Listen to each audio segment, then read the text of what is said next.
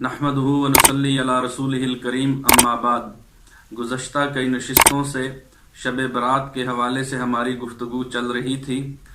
आज की नशिस्त में आखिरी और अहम मसला कि कुछ लोग शब बरात में कब्रिस्तान जाना ज़रूरी समझते हैं, तो कब्रिस्तान जाने का शरई हुक्म क्या है, इस बारे में सबसे पहले एक रिवायत मुलाज़ा फरमाएँ। इसके बाद इंशाअल्लाह इस मसला के बारे में गुफ्तगू होगी। मुस्नद अहमद, इब्न माजा और तिरमिज़ी शरीफ में ये रिवायत मौजूद है।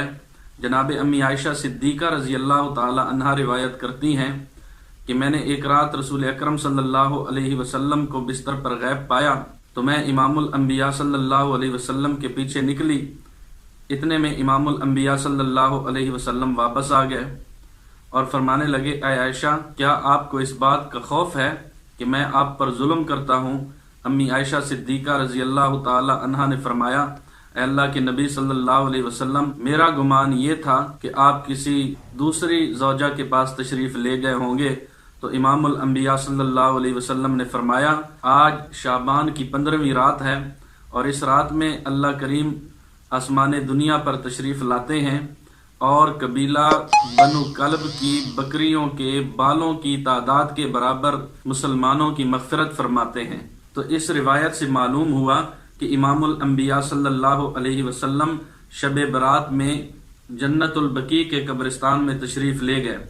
लेकिन मुफ्ती आज़म पाकिस्तान मुफ्ती मोहम्मद तकी उस्मानी दामत बरकातुहुल आलिया फरमाते हैं कि मेरे वालिद माजिद मुफ्ती आज़म पाकिस्तान हज़रत मौलाना मुफ्ती मोहम्मद शफ़ी उस्मानी रहिमहुल्लाह फरमाया करते थे कि शरीयत का जो मसला जिस हद तक शरीयत से साबित हो, उस हद से आगे नहीं बढ़ना चाहिए।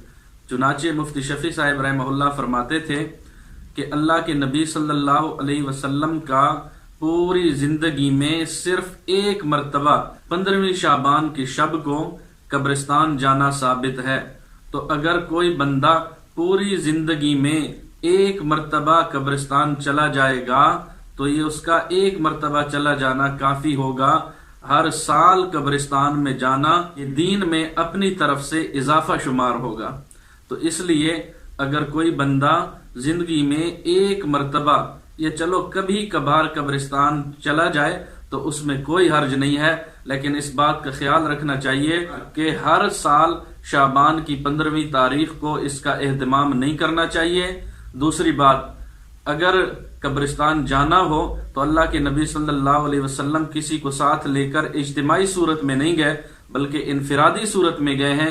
तो महज इनफिरादी सूरत में कब्रिस्तान जाकर मैयत के लिए दुआ वगैरह की जाए, इसाले सवाब किया जाए।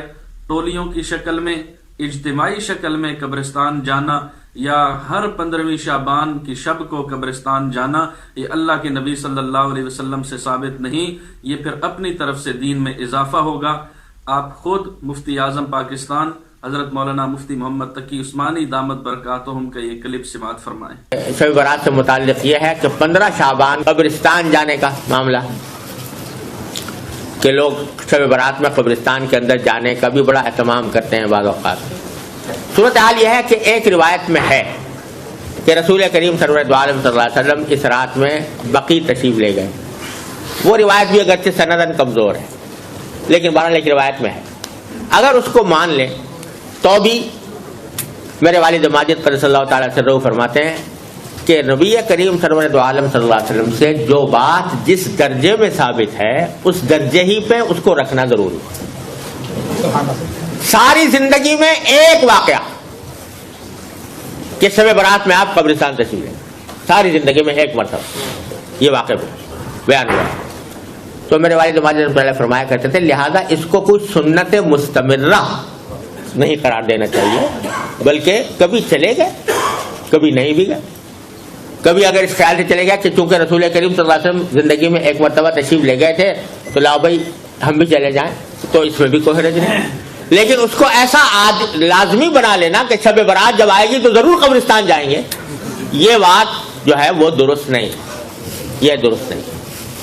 तो इसलिए अगर कोई चला जाए तो उसके ऊपर नकीर भी नहीं करनी चाहिए बहुत ज़्यादा, लेकिन अगर न जाए تو بھی کوئی نکیر نہیں. اہتمام کر کے جو قافلے بنا کر اور اس کے اندر چراغاں کر کے جانا جو ہے یہ مناسب نہیں ہے، یہ مناسب طریقہ نہیں.